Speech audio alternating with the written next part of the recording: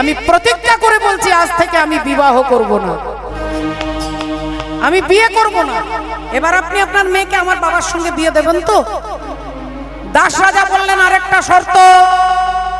কি শর্ত?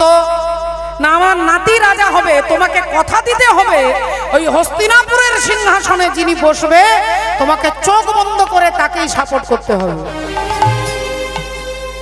চোখ বন্ধ করে তোমাকে সাপোর্ট করতে হবে, অন্য কারোর দলের হয়ে তোমাকে কথা বলা যাবে না। বিশ্বদেব প্রতিজ্ঞা করেছিলেন যদি আমার প্রাণও চলে যায় আমি আপনাকে কথা দিচ্ছি আমি হস্তিনাপুরের সিংহাসনে যিনি বসবে আমি তার হয়েই কথা বলবো। হরি হরি বল। হস্তিনাপুরের সিংহাসনে ধৃতরাষ্ট্র বসেছে। ধৃতরাষ্ট্রের ছেলে দুর্যোধন, দুর্যোধন আদেশ করেছে দ্রৌপদীর কাপড়টা টেনে খুলে তাকে উলঙ্গ এখানে বসাতে হবে।